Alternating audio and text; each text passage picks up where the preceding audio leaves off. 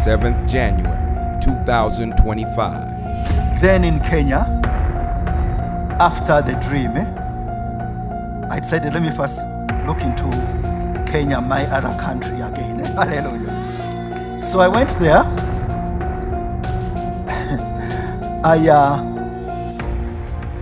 What I began to feel was the will of God for Kenya, and I felt peace. Hallelujah. I felt peace. When you are in the prophetic, you've got to make sure you are not political. If you are political, you will miss the prophetic. Hallelujah. So I'm in Kenya, and I'm feeling peace. And I'm feeling, this is a strange, I prophesied about the floods, and there were floods. Then there was all these riots and all these things. And I'm entering in Kenya. Why am I sensing peace? And the Lord now started telling me. He said,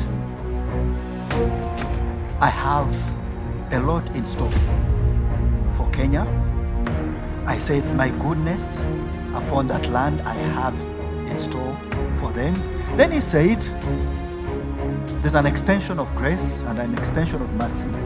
And he said,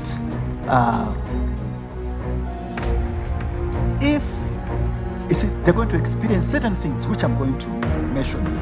It says, if they will not heed my voice and they will not turn and connect to my will, what you are sensing will be fleeting eventually. And then afterwards, he lifted it. And then again I saw around June, July this year. Then I got back. So again I began praying for the leaders, because I know what is in store for them, both from goodness, from the side of goodness and from the side of darkness.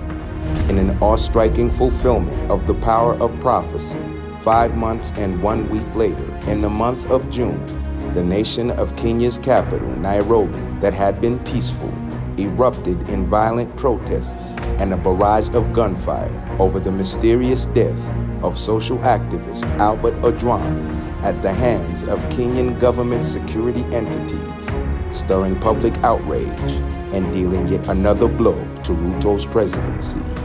During the June 12, 2025 protests that erupted in Kenya's capital Nairobi city, the city residents demanded for justice for the late teacher Albert Ojwang, who controversially lost his life while in police custody. Police in Kenya's capital Nairobi have fired tear gas at protesters angered by the death of a 31-year-old blogger in police custody. Thursday, Nairobi streets bore witness to chaos as demonstrators aired their grievances decrying police brutality, intimidation, and extrajudicial killings. Tear gas, shouts and chants. Running battles ensued in Nairobi's central business district as police moved to disperse a group of protesters who had gathered to express their anger over the murder of Albert Ojwang.